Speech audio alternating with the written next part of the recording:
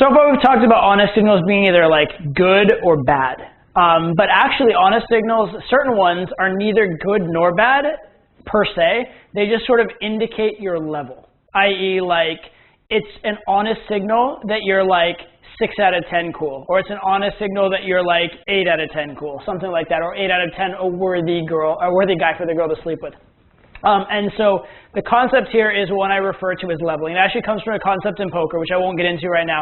But the idea is that certain behaviors in poker and certain behaviors in game tell you very directly and very convincingly exactly what level you're on. And so here's the funny thing about this. Say a guy is getting into pickup and he's just learning. And he learns a behavior that levels him at about like say a 6.5 or a 7. Now, if the girls he's talking to when he's starting out in game are like girls that are just cute, they're like 6s, a girl that's about a 6 is going to love a guy that's a 6.5 or a 7. Because we talked about the female paradox earlier, right?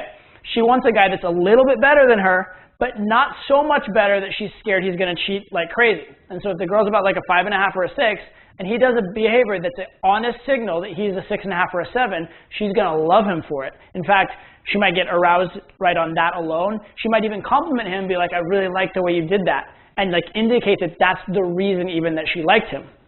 And that's great for him. However, when he advances in his game and he wants to start getting 8s, 9s, 10s, and he does that same behavior that leveled him at a 6.5 or a 7, he's going to get immediately categorized as not worthy with those girls. And it's kind of a mindfuck because the very thing he did that not only worked for him, not only was consistent for him, but actually even got him compliments and he was told specifically that's what was working, now is the specific thing that's not working.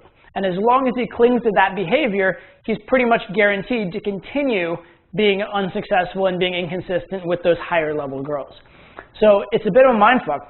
And this is the concept of leveling. This is another reason why most guys never get to advance in their game. Because they learn these sort of like gimmicky leveling behaviors that will get them to a certain level, but they won't succeed beyond that. And especially, they're going to need to unlearn them in order to proceed. So what I'm going to talk about throughout the rest of this section is what are some of those leveling behaviors, how can you know that you are leveling yourself, and what can you do about it so that you don't fall into